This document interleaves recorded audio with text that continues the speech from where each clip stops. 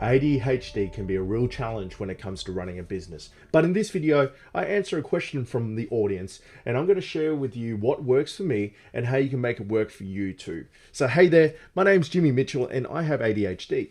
If you're like me, then you know that running a business while dealing with ADHD can be really tough. But in this video, I'm going to show you what's worked for me and how you can make it work for you too. So stick around because this is one video you don't want to miss.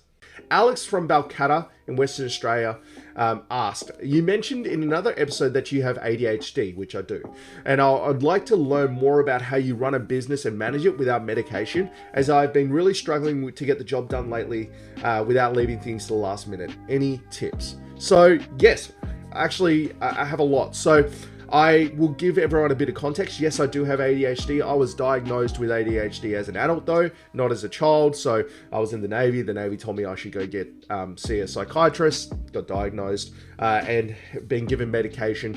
I took medication for a while. It wasn't really for me. So I tried to learn as many ways as I could to manage it without it. Now I just have the ADHD medication as a last resort if I really am getting stuck and need to get stuff done. Now, two things here I want to qualify. ADHD, depending on how you look at it, is not a bad thing. It's a bad thing if you let it control you and you let it take advantage of you effectively. But like any other neurotypical situation, there is advantages to having it. And one of the key advantages to having ADHD is thinking laterally and thinking outside of the box, which makes you amazing at working in businesses, because a lot of situations are dynamic in nature and you really need to be on top of your game when it comes to thinking fast and thinking quick and making decisions quick, which ADHD really allows you to do. So I want to qualify that. And secondly, I want to qualify that if medication works for you, I'm not telling people not to take medication. The problem I see with medication is that it's super addictive. It works so well if you have ADHD that it becomes like an addiction like anything else. And I just wanted to make sure that it was a super effective when I needed it.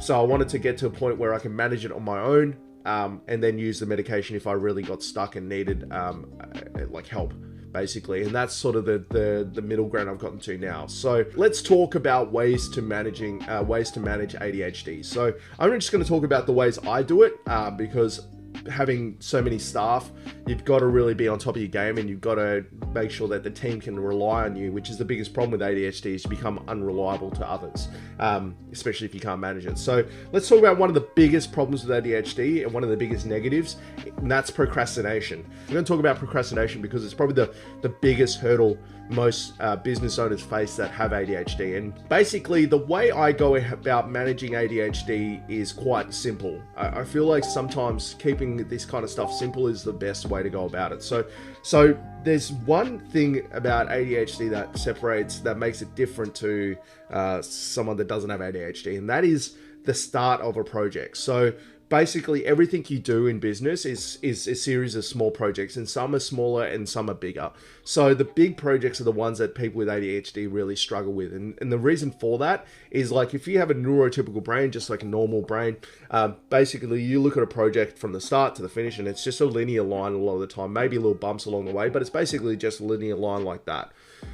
People with ADHD, it's a lot different. So like the start of the project is like that, and then it's a kind of a linear line, a flatter line across the top. So once it's very, very difficult, almost insurmountable to get started. But once you're started, it's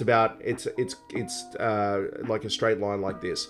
And generally what happens is, through sheer desperation, flight or flight reflex, people with ADHD leave it till the very last minute because there's a fight or flight response. Oh, I've got to do this or I'm going to lose my job. And that forces them to push through that wall. And once they're into it, they're fine. So basically how I manage that is twofold. Firstly, I take projects, even though it sounds silly, I take projects and I break it down into micro steps, especially at the very start. Don't do it towards the end, but at the very start. Let's say, for instance, my job was to take out the rubbish. Let's use that as an example. I will break that down into tasks. So set a time to do this. I will break it down into walking to the bin, taking the lid off, picking the bag up, opening the door, walking out to the bin, putting it in the bin. That's how granular you have to get at the very start of a project when you've got ADHD. So how this looks like for me, right? Let's say we're starting a new website project and I've got a design, come up with a design. Oh, right. Open up Behance, look for designs, take designs, put them in this folder. I will get that granular with that like the set of tasks, because the idea is you want to make that wall, that big insurmountable wall at the very start, shorter and smaller and smaller. So the way you do that is by just making little, so the wall is always going to be there, that big gaping wall. The way you manage it is by just like making them little incremental steps, and eventually you get to the top of the wall and you push through. Then there's a whole nother beast about finishing the task that you set out. And the way I handle that, which is another part of ADHD, is just not finishing what you start. And the way I do that is I have a team that helps as well. So when I'm moving on and moving around, I've got a team that helps. So I do the bits that will get it off the ground and the team will execute on it. That's one way. But let's say if it's a project I need to do start to finish, what I generally do is I actually set time constraints to myself artificially. And this takes training. You got to train your mind to do this. But effectively what I do is I have my calendar and I time block it out. So for instance, right, let's say that website project we're talking about, going on Behance and looking for inspiration, right, might be one thing I need to get done. So I will set an artificial time constraint for that. I will set it like 15 minutes. I normally work in 30-minute blocks, but when you're starting, I would work in 15-minute blocks. Set an artificial time constraint, 15 minutes, and go, I'm going to put that in the calendar for 15 minutes and no more. If I don't get it done in that 15 minutes, I'll have to do it another time because I've already allocated new things to the timing. So you put that in there, and then what you do is you just work like a madman in that 15 minutes. And the first couple of times, the first 10, 20 times you do this, you're just not going to have the intensity. But as you realize that you have a system that doesn't allow you just to like creep out times, you start to work faster and faster. And eventually you get to the point where every time you're working on something, you work like a madman. And what that's allowed me to do is do 8 hours of work in like 5 hours of work a day. So I only work from 6:30 to 1 o'clock in the afternoon and go to the gym. That wouldn't be possible if I hadn't learned that by doing ADHD and learned time blocking, learned how to create artificial constraints, because what you're trying to do is create that flight or fight response that you get when something's not being done. So when you see you got 5 minutes left on the clock and you've been procrastinating for 10 minutes, you go, oh crap, I've got to get moving on this, and you get a whole bunch of stuff done. So it's not eliminating the fact that you're going to procrastinate, because you will procrastinate if you got ADHD. It's about going, how do I create that sensation of needing to get it done straight away without it being at the last minute. And the procrastination thing, the best way to handle procrastination is to identify when you're doing it. So generally you'll need to work on this as well, but basically what you'll need to do, what I've done, is I sit down when I feel like I'm procrastinating. I sit down and try and identify what that is, and generally I'll go and meditate. So meditating helps a lot with ADHD. So sitting down, put a meditation app on and sitting down and not moving for 5 minutes helps you clear your mind, because there's no external stimulus except what you're listening to. So that helps a lot. So like if I feel like I'm procrastinating, I'll get up and go for a walk and then come back, or I'll go and meditate, or go and do something to try and recenter myself back on the task at hand.